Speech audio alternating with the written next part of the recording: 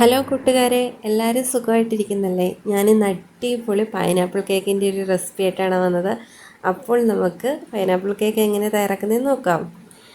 അതിനു വേണ്ടി ഞാൻ മൈദ ഇവിടെ എടുത്തിട്ടുണ്ട്. 1 കപ്പ് മൈദയാണ് എടുത്തിരിക്കുന്നത്. 240 ml ഒരു കപ്പ് മൈദയാണ് എടുത്തിരിക്കുന്നത്. അതേപോലെ തന്നെ നമുക്ക് സോഡ പൗഡർ ഞാൻ 1 ടീസ്പൂൺ എടുത്തിട്ടുണ്ട് കേട്ടോ. സോഡ പൊടി ഞാൻ 1/2 ടീസ്പൂണും സോഡ പൗഡർ 1 ടീസ്പൂണുമാണ് എടുത്തിരിക്കുന്നത്. അപ്പോൾ ഞാൻ ഈ പൊടികളെല്ലാം കൂടെ ഒന്ന് 2 വട്ടം ഒന്ന് അരിച്ചെടുത്തിട്ടുണ്ടേ. അപ്പോൾ 2 എഗ്ഗ് പൊട്ടിച്ചൊഴിച്ചിട്ടുണ്ട്. അത് നമുക്കിനി ഒന്ന് ബീറ്റ് ചെയ്തെടുക്കാം.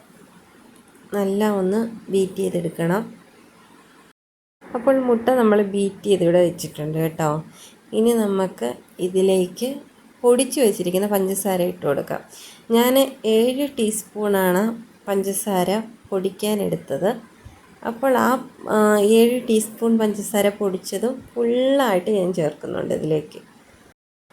പഞ്ചസാര പൊടിച്ചതെല്ലാം ഞാൻ ഇതിലേക്ക് ചേർത്ത് കൊടുത്തിട്ടുണ്ട്. നമുക്കിനി ഇതിലേക്ക് കുറച്ച് ബട്ടർ ഇട്ട് കൊടുക്കണം. ബട്ടർ വേണമെങ്കിൽ നിങ്ങൾക്ക് ഇട്ടാൽ മതി. എൻ്റെ കയ്യിലുള്ളത് കൊണ്ട് ഞാൻ കുറച്ച് ചേർക്കുന്നതേ ഉള്ളൂ. ഈ കേക്കിന് ബട്ടറിൻ്റെ ആവശ്യമില്ല. പിന്നെ നമ്മുടെ കയ്യിൽ ഉണ്ടെങ്കിൽ ഇത്തിരി ചേർക്കാം, കുഴപ്പമില്ല കേട്ടോ. അപ്പോൾ നമുക്കിനി ബട്ടറൊക്കെ ചേർത്ത് ഒന്ന് ബീറ്റ് ചെയ്തെടുക്കാം. അപ്പം ഞാൻ ബട്ടറൊക്കെ ചേർത്തതാണ്ട് ഇവിടെ ബീറ്റ് ചെയ്ത് വെച്ചിട്ടുണ്ട്. ഇതിലേക്ക് നമുക്ക് കുറച്ച് എസൻസ് ഒഴിച്ച് കൊടുക്കാം. അതായത് പൈനാപ്പിൾ എസൻസ് ഇതിലേക്ക് ഒഴിച്ച് കൊടുക്കുക. പൈനാപ്പിൾ എസൻസ് നമ്മൾ വളരെ കുറച്ച് ചേർക്കാവുള്ളൂ. ഒരുപാട് ചേർത്ത് പോയി കഴിഞ്ഞാൽ ഭയങ്കര കയ്പ്പായി പോകും. അതുകൊണ്ട് വളരെ കുറച്ച്. നമ്മൾ വാനില എസൻസ് ഒഴിക്കുന്നതിൻ്റെ കൂട്ട് പൈനാപ്പിൾ എസൻസ് ഒരിക്കലും ഒഴിക്കരുത് കേട്ടോ. പൈനാപ്പിൾ എസൻസ് എന്താ പറയുന്ന ഒരു 3-4 തുള്ളി അതിൽ കൂടുതൽ ഒഴിക്കരുത്. ഇനി നമുക്ക് കളറും കൂടെ ചേർത്ത് കൊടുക്കാം. ഞാൻ യെല്ലോ കളറാണ് എടുത്തിരിക്കുന്നത്.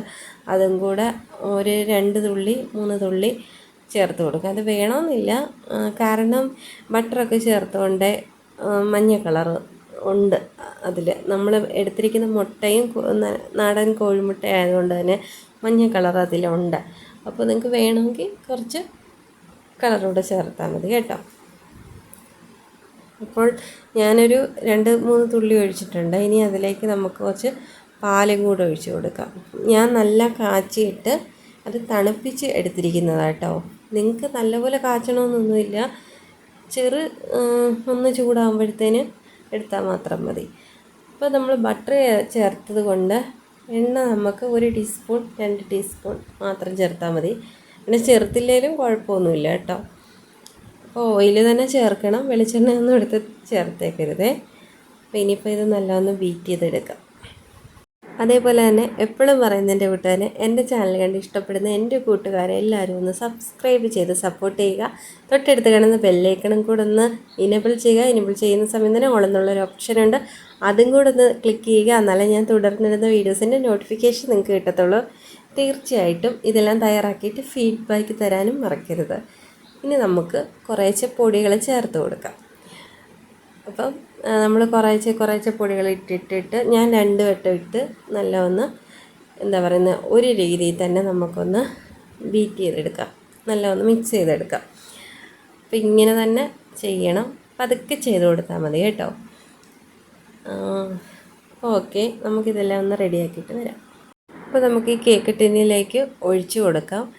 അപ്പം ഇതിലേക്ക് ഞാൻ കുറച്ച് ഓയിൽ മാത്രം ഇട്ടൊന്ന് എടുത്തിട്ടുണ്ട്.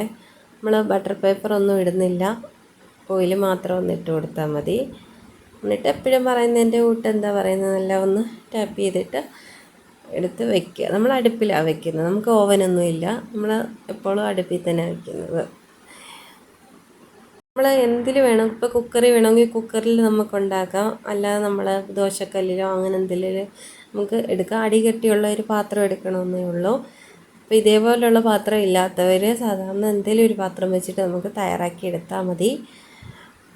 അപ്പോൾ നമ്മൾ അടുപ്പിലൊരു 10 മിനിറ്റ് മുമ്പ് പാത്രം വെച്ചൊന്ന് ചൂടാക്കി എടുക്കണം. അതിന് ശേഷം നമുക്ക് അതിൻ്റെ മണ്ടയ്ക്ക് ഒരു സ്റ്റാൻഡ് വല്ലതും ഇട്ട് കൊടുത്തിട്ട് അതിൻ്റെ മണ്ടയ്ക്ക് ഈ കേക്ക് ടിന്നൊന്ന് ഇറക്കി വെച്ച് കൊടുത്ത് പിന്നെ അതൊന്ന് മൂടി വെച്ച്, എനിക്കിത് വേകാനെടുത്ത സമയമെന്ന് പറയുന്നത് 45 മിനിറ്റോളം എടുത്തിട്ടുണ്ട്.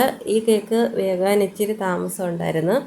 നേരത്തെയൊക്കെ ഞാൻ തയ്യാറാക്കി ഇട്ടതൊക്കെ അതൊരു 25 മിനിറ്റ് 30 മിനിറ്റിനുള്ളിലൊക്കെ തയ്യാറായി വന്നിട്ടുണ്ട്. ഇതിച്ചിരി വേകാൻ ഇത്തിരി താമസം ഉണ്ടായിരുന്നേ. അപ്പോൾ എല്ലാ കേക്കിൻ്റെയും വേവ് ഒരേപോലെ ഇരിക്കത്തില്ല, പല ഇതായിരിക്കും. അതുകൊണ്ട് തന്നെ എല്ലാവരും കേക്ക് വെച്ചിട്ട് ഒരു 10-25 മിനിറ്റൊക്കെ ആകുമ്പോഴത്തേനും ഒന്ന് നോക്കിയാൽ മതി. അപ്പോൾ നമ്മൾ കേക്ക് ടിന്ന് ഇതിലേക്ക് ഇറക്കി വെച്ച് കൊടുത്തിട്ടുണ്ട്. ഞാനൊരു ഉരുളിയാണ് എടുത്തത്, പഴയൊരു ഉരുളിയാണ് എടുത്തത്. അപ്പോൾ അതിലേക്കാണ് നമ്മൾ കേക്ക് ടിന്ന് ഇറക്കി വെച്ചേക്കുന്നത്. അപ്പോൾ അതാ ഇവിടെ കേക്ക് വെന്തിട്ടുണ്ട്, നല്ല വെന്ത് വന്നിട്ടുണ്ട്. ഇതിൻ്റെ ഇടയ്ക്ക് ഞാൻ 2 വട്ടം നോക്കി, എന്നിട്ട് കേക്ക് ആയിട്ടില്ലായിരുന്നു. അപ്പോൾ നല്ല കറക്റ്റായിട്ട് വെന്തിട്ടുണ്ട്. അപ്പോൾ എല്ലാവരും ട്രൈ ചെയ്ത് നോക്കുക. നേരത്തെ പറഞ്ഞതിൻ്റെ കൂട്ട് ട്രൈ ചെയ്ത് നോക്കിയിട്ട് ഫീഡ്ബാക്ക് തരിക. നല്ല സ്പോഞ്ച് കേക്കാണ്, എല്ലാവരും ട്രൈ ചെയ്ത് നോക്കുക.